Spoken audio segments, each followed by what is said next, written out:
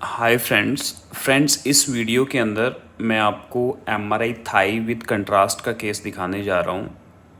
तो आप इस वीडियो को आप ध्यान से देखिएगा। तो हम कौन से प्रोटोकॉल्स थाई यानी कि जो हम लॉन्ग बोन की स्टडी एमआरआई में करते हैं उसमें हम कौन से प्रोटोकॉल्स रन करते हैं, चाहे आपका थाई कंट्रास्ट हो, चाहे आपका लेग हो, चाहे अपर लिम्स हो, चाहे फोर आर्म हो, चाहे ह्यूमरस हो।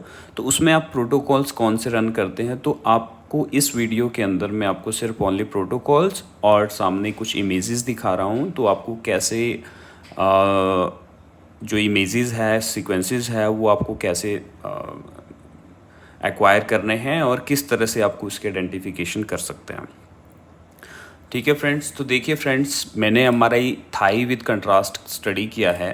तो मैं वन बाय वन आपके सामने स्क्रीन पे सीक्वेंसेस ओपन कर रहा हूँ। तो देखिएगा ध्यान से फ्रेंड, जब भी आप एमआरआई थाई कंट्रास्ट करते हैं तो थाई के लिए आपका सबसे मस्ट है आपका लोकेलाइज़र, राइट। अगर आपके पास लोकेलाइज़र काफ़ी अच्छी तरह से आ रहा है तो डेफिनेटली आप उसके ऊपर प्लानिंग काफ़ी अच्छी तरह से कर रहे हो। हमेशा जब भी आप थाई करते हैं तो थाई में आपको क्या करना है, जो हमारा स्पेसिंग और स्लाइस थिकनेस है लोकेलाइज़र का, वो इंक्रीज़ करना है ताकि आपका इंटीरियर से पोस्टीरियर तक आपका ये थाई जो है काफ़ी अच्छे से दिखे।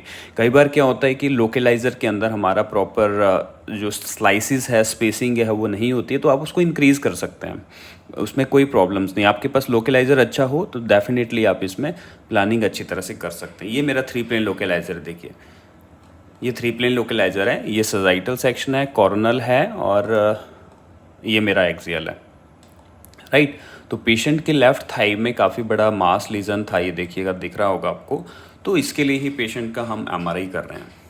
ठीक है फ्रेंड्स, लोकेलाइज़र मस्ट है आपका। तो ये मैंने जो स्कैन्स किया है वो फीट फर्स्ट करके किया है, यानी कि मशीन बोर के अंदर हमने पेशेंट के पैर किए हैं और जो फेस हैं वो बाहर की तरफ था, फीट फर्स्ट करके। हमारे पास टेबल में इनबिल्ट बॉडी कॉयल है, तो उसमें मैंने बॉडी एरे कॉयल्स में स्कैन किया और ऊपर से मैंने एब्डोमेन वाली कॉयल जो है पेशेंट की एरिया ऑफ इंटरेस्ट पे लगा दिया है।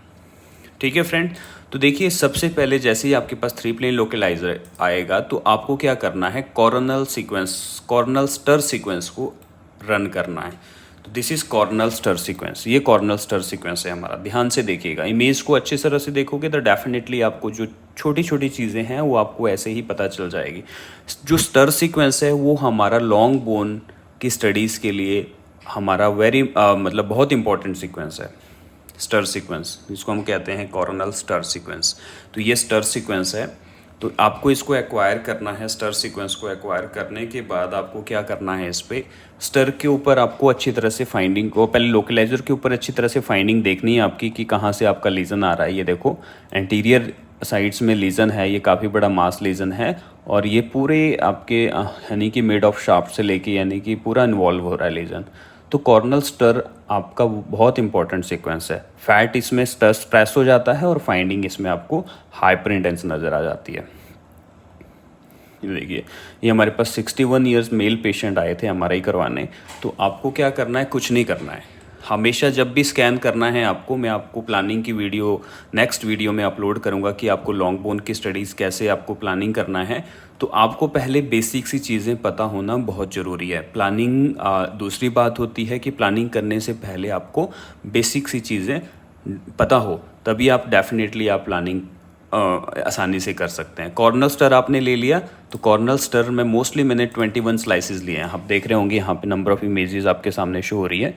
तो 21 स्लाइसेस मैंने इसमें एक्वायर किए हैं, राइट। तो उसके बाद हमें क्या करना है, सेम इसके ऊपर प्लानिंग करके आपको कॉर्नल T1 एक्वायर कर लेना है। ये देखो, this is Cornell T1, Cornell T1 planning है। अब आप क्या करो, फाइंडिंग सजाइटल में आप कंपैरिजन यानी कि कॉर्नल आप दोनों इकट्ठा ले सकते हैं, राइट। आपका अगर लेफ्ट थाई लिखा हुआ है तो कंपैरिजन के लिए आप लेफ्ट राइट को भी ले लो, क्योंकि कई बार क्या होता है कि आप फाइंडिंग्स राइट में भी आ जाती है, तो उसके ऊपर आप थाई का स्कैन आसानी से कर सकते हैं, राइट।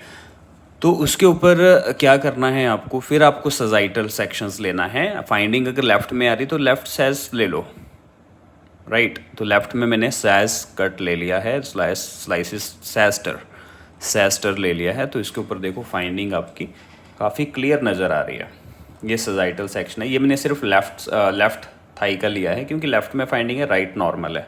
राइट, ये देखो, ये काफ़ी आपको इसमें अच्छी तरह से आइडेंटिफाई हो रहा है।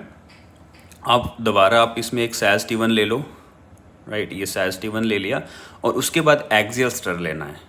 एक्सियल स्टर आपको उसी रीजन का लेना है जहाँ पे आपकी फाइंडिंग आ रही है। देखो काफ़ी बड़ा रीजन है ये।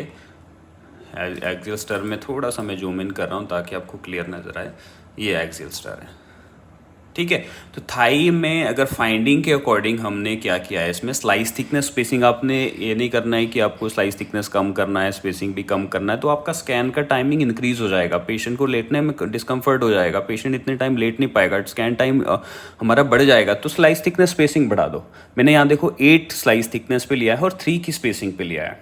स्लाइसिस देखो फाइंडिंग काफ़ी बड़ी है तो आप स्लाइस थिकनेस स्पेसिंग उसके अकॉर्डिंग ले लो। फाइंडिंग छोटी है, फाइंडिंग माइनर आ रही है, तो स्लाइस थिकनेस स्पेसिंग उसके कम अकॉर्डिंग आप रिड्यूस कर सकते हैं। और मेन चीज़ यही है कि आपको उसी एरिया में एक्सियल सेक्शंस लेना है जहाँ पे फाइंडिंग आ रही है। थाई लिखा हुआ है, थाई में आपको कहीं लीजन दिख रहा है तो लीजन वाले एरिया को कवर करना है, पूरी थाई को आपको कवर नहीं करना है, क्योंकि हमारा टाइम भी देखना है, पेशेंट का कंफर्ट जोन भी देखना है और हमें पूरी चीज़ देखनी होती है। तो आप उसके स्कैन की slice thickness, spacing, time, scan time, number of excitations, ये स्कैनिंग पैरामीटर आप अपने अकॉर्डिंग एडजस्ट कर सकते हो अगर आपको पता है।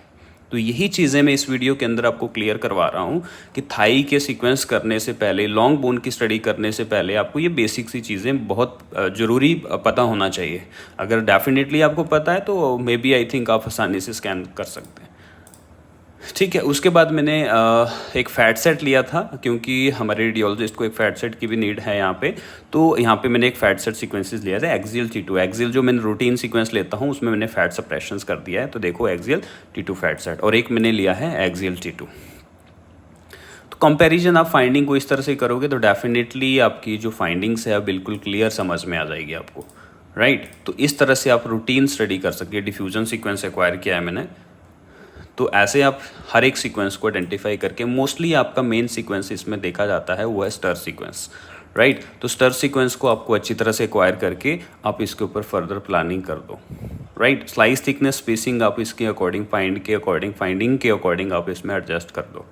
ठीक है फ्रेंड्स, तो ये बेसिक सी चीज़ें हैं। इसकी प्लानिंग में आपको नेक्स्ट वीडियो में अपलोड करूँगा, तो उस वीडियो को आप देखिएगा कि कैसे हम थाई या लॉन्ग बोन की प्लानिंग MRI में करते हैं फ्रेंड्स।